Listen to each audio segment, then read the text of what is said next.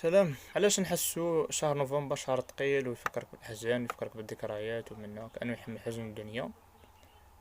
يمكن خاطر نوفمبر ماشي مجرد شهر. نوفمبر هو احساس كي تبدا الدنيا وتبدا الريح تمس الوجوه، نحسو بشيء ثقيل في الجو، كانه السماء ولا تفكر فينا. نحسو بالحزن بلا سبب واضح، بس صح يمكن السبب بسيط، لان نوفمبر يعني ذكرنا بالحاجات اللي راحت، بالناس اللي ما بقوش وبالنسخ القادمه منا اللي تبدل. البرد ما يجيش يعني وحده، يجي معاه الذكريات، كل ريحة مطر توقد إحساس كلنا نسيناه. نوفمبر شهر ما يحبش الحس والضجيج يعني. يحب الصمت، يحب القعدة مع النفس، يحب الشيء والدفء وكلمة الصافية التي تطلع من القلب. يمكن نحسه ثقيل، بس هو ما يحملش حزن الدنيا، هو يخلينا نحسه بحزننا الحقيقي.